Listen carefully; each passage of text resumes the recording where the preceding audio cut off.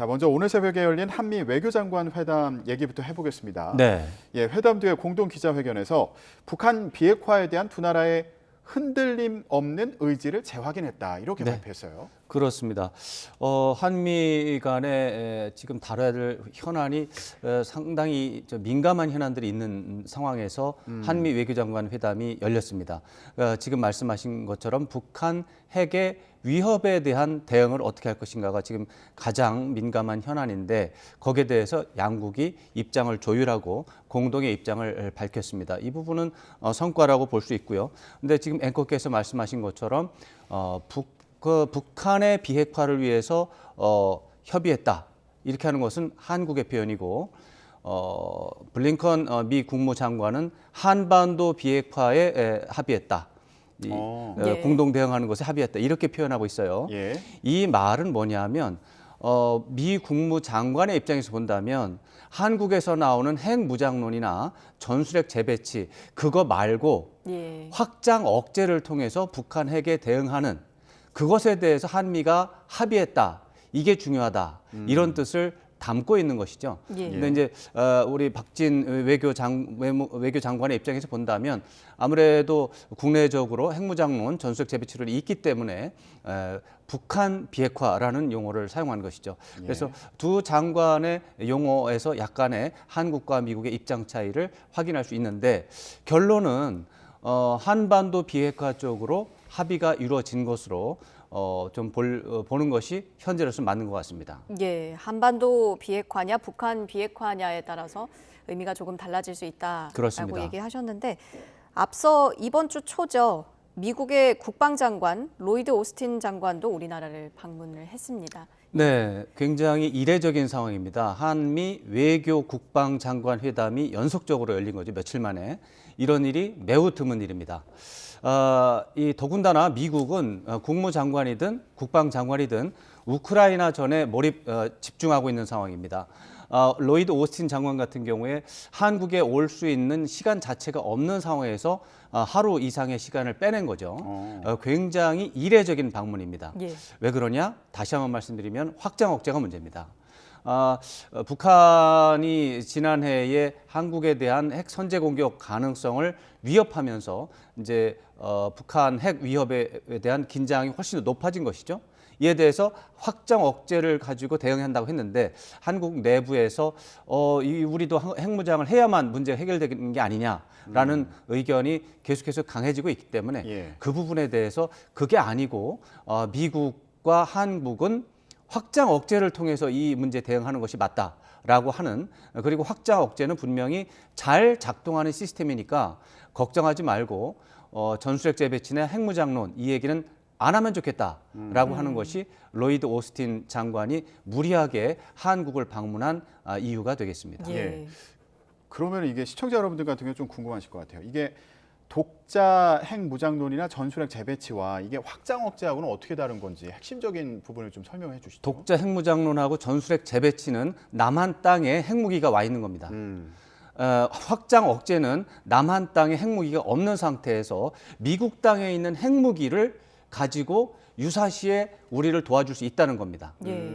그래서 핵무기가 남한에 있냐 없냐로 구분이 되는 것이죠. 예, 그렇군요. 그러면은 미국의 그런 핵 잠수함이 뭐 한반도 주변을 이렇게 순찰한다든가 이런 것도 확장 억제에 포함이 되는 건가요? 당연히 그렇죠. 근데 확장 억제에는 그런 부분이 있으니까 미국 입장에서는 뭐하러 그 위험한 핵무기를 그게 이제 핵무기가 되겠지만 전술 핵무기를 남한 땅에 갖다 놔서 핵 확산이라고 하는 세계적인 추세에 역행하고 또 북한의 집중적인 타격 목표물이 되고 거기에 따른 또 부작용이 많은데 그렇게 하지 말고 미국이 전략자산은 핵무기를 사용할 수 있는 무기 체계를 전략자산이라고 하는 거거든요. 그러니까 핵 잠수함이라든가 F-22, F-35, 뭐 전략 폭격기 중에서 이제 B-52, B-1B는 아니고 B-52 이런 것들이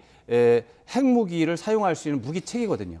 그런 것들을 수시로 한국에 파견할 수 있는 시스템을 갖춰 놓으면 예. 그것이 바로 남한의 핵무기를 갖다 놓는 거 못지않은 효과가 있는데 왜 자꾸 핵무장론을 얘기하는지 힘들다 미국은. 왜 좀 그렇게 얘기하지 말고 미국의 확장 억제 정책을 좀 도와달라. 예. 이게 지금 현재 미국이 가지고 있는 입장이라고 봐야 되겠습니다. 예. 그런 미국의 입장이 최근에 굉장히 자주 언급이 되나 보죠.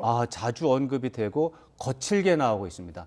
사실 이 얘기가 한 2년 전쯤에 또 나왔던 얘기인데 기억하실지 모르지만 한국 대선, 우리 대선 하는 그 와중에 그 21년도 9월, 10월 그때에 윤석열 후보 그 당시 대선 후보 당시에 외교 안보 공약에 전술핵 재배치, 핵 공유 이것을 미국에 요청하겠다.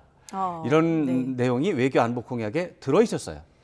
그렇게 되니까 미국 쪽에서 완전히 난리가 났습니다. 그거 이해가 안 된다. 왜 그런 얘기를 하는지. 심지어 미 국무부의 동아태국에서 미국, 일본을 담당하는 부차관보의 마크 램버트라는 사람이 있습니다. 이 마크 램버트 부차관보가 한국에서 그런 주장을 하는 사람들이 미국의 정책에 대해서 저렇게 무지할 수 있다니 참으로 놀랍다. 이거는 외교 용어로서는 거의 뭐 적대 국가한테 하는 최강의 모욕입니다. 그런 말을 한미 동맹의 대선 후보한테 했다는 것이죠. 이 정도로 미국은 핵 확산에 대해서는 아주 거의 경기에 있을 정도로 예. 반대하고 있는데 그때 그런 것이 들어갔다가 램버트 부차관보가 이 정도까지 세게 하니까 쑥 들어갔죠. 그랬다가 이번에 다시 핵무장론이라고 하는 단어 자체가 거론이 되니까 미국이 다시 한번 강력하게 반응하는 것이고 이번에 미국의 움직임 중에서 놀라운 것은 당국자들의 이런 민감한 움직임과 더불어서 미국 언론이라든가 싱크탱크에서도 굉장히 민감하게 반응하고 있습니다. 예. 특히 지난주에도 말씀드렸지만 카네기 재단에서 최근에 한국의 핵무장론과 관련해서 분석 리포트를 냈는데 그 보고서를 보면 윤석열 대통령의 발언을 아주 간결하게 파퓰리즘이다 이렇게 해석을 하고 있어요. 이게 굉장히 위험한 상황입니다. 이게 한미 동맹 간에 굉장히 민감한 핵무기를 놓고 파퓰리즘이 동원됐다라고 하는 것은 신뢰관계를 훼손시키는 굉장히 중요한 이유가 되거든요. 예. 이제 그렇기 때문에 이런 분위기를 반영한 것이 최근에 보기 힘든 한미 외교 국방 연속회담 예. 이런 현상으로 나왔다 이렇게 볼 수 있고 뭐 조금 더 말씀을 드릴 수 있겠지만 로이드 오스틴 장관 왔다 가는 그 와중에 F-22와 F-35가 동시에 출격하는 한미연합 공중훈련도 진행이 됐는데 그게 이틀 상간에 그 2번이나 벌어진 거예요. 예. 이건 제가 알기로는 이제 무력 시위성으로 보여준 것 중에서는 거의 이례적입니다.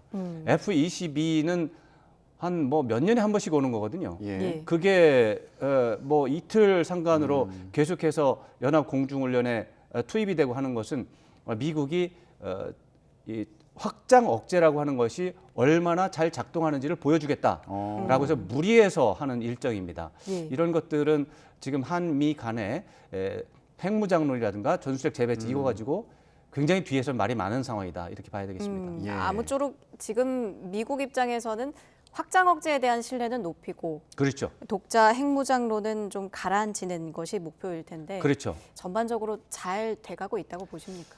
그게 지금 겉으로 드러나는 것이 그런 것이고요.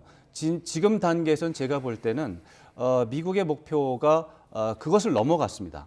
그것을 넘어가서 1차적으로는 한국 정부가 원하는 것이 무엇인지 진위를 파악하는 것이 지금 현 단계에서 어느 정도 진행된 것이고 그 단계가 지나서 지금 2단계로 막 들어가고 있는 것인데 전술핵 재배치나 핵 무장론은 절대 불가하다라는 입장을 명확하게 한국 정부에 통보하는 상황이라고 지금 생각이 됩니다. 예. 그런 상황이 어느 정도 반영이 돼서 윤석열 대통령도 지난 다보스 포럼 갔다 오면서 미국 언론과 인터뷰를 하면서 이 NPT 체제를 신뢰한다 이런 말을 한 적이 있습니다. 예. 그 말이 바로 미국의 최근에 어떤 이런 압박과 관련한 어떤 지금 단계는 뭐 설명, 협의 정도로 볼 수가 있는데 예. 이런 것들이 미국의 희망대로 한국이 더 이상 독재 핵무장론이 안 나오는 상황이 되면은 문제가 없는데 지금 이 상태에서 계속해서 더 나오면 예. 가시적인